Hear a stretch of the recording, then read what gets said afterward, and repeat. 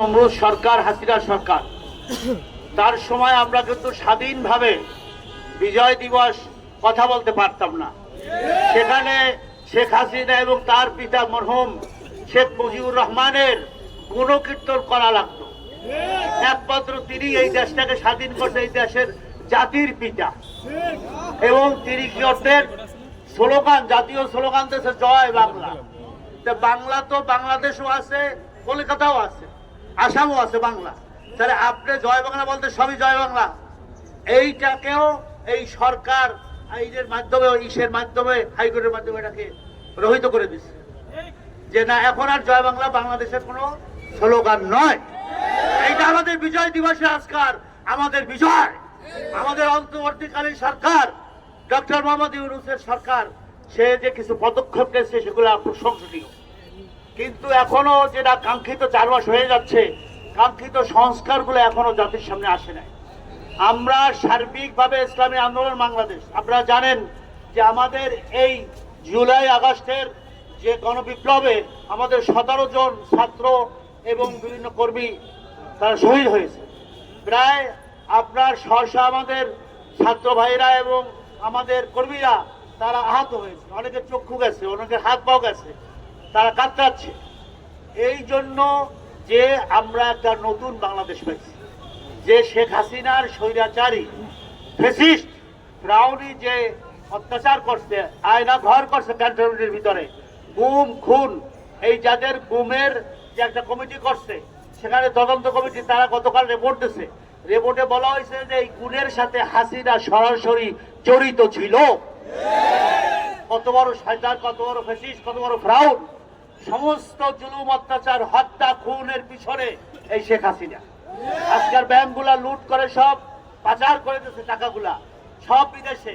আপনার কানাডায় বেগমপাড়া, এই মালয়েশিয়ায় সেকেন্ড হোম, দ্বিতীয় হোম, সমস্ত দেশটাকে তলাবে ইনজুরি এমটি বাস্কেট করে এই হাসিনা, তার মেয়ে পুতুল, তার ছেলে জয়, তার বোন রেহানা সব লুটপাট করে।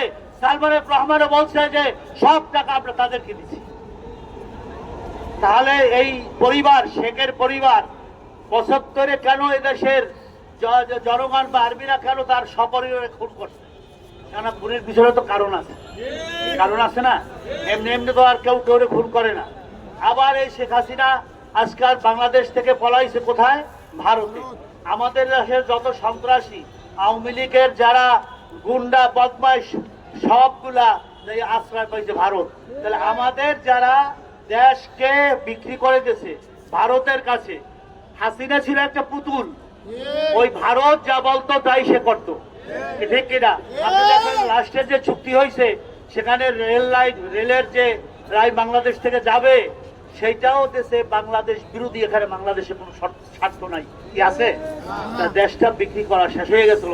আল্লাহর রহমান আমাদের বাংলাদেশের উপরে। এখানে আল্লাহর ওলিরা শুয়ে আছে, এই মাটিতে অনেক আল্লাহর ওলিরা আছে, জিন্দা ওলিরা আছে। আমরা 92% মুসলমান। এই দেশে ভারত যেভাবে আমাদের উপরে সন্ত্রাস করছে, ষড়যন্ত্র করছে, এই ষড়যন্ত্র থেকে আল্লাহ রাব্বুল আলামিন স্বয়ং তিনি রহমত দ্বারা আমাদেরকে হেফাজত করছে। আমরা চাই না ভারতের আধিপত্য, সবাই বলছে।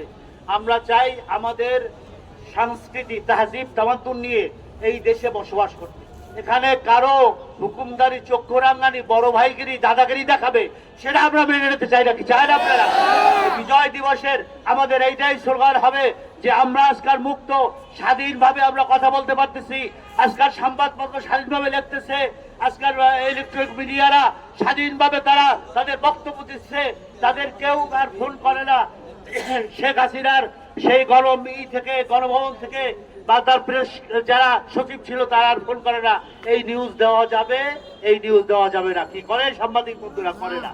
এখন আপনার স্বাধীনভাবে এই দেশকে আপনার নিউজ, বিভিন্ন সংবাদ দিয়া আপনারা করতেছেন, বিশ্ববাসীকে জানাইতেছেন।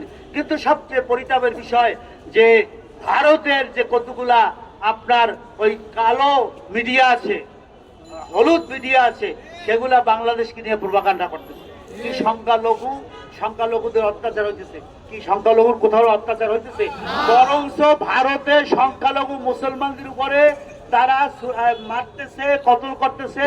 সেদিন 2 সপ্তাহ আগে একটা মসজিদের কে নিয়ে 3 জন মুসলমানকে শহীদ করছে আজমির শরীফে। সেই ঘটনা আপনারা সবাই জানেন। ওখানে মুসলমানদের ঘরবাড়ি ভাঙতেছে, পোড়াই দিতেছে, মসজিদ ভাঙতেছে। বরঞ্চ ভারত আমাদের সংখ্যালঘু মুসলমানদের উপরে অত্যাচার করতেছে, মারতেছে, পিড়াইতেছে। আর আমরা বাংলাদেশে হিন্দুদের জান মাল ইজ্জত আবরু মন্দিরকে পাহারা দিতেছি।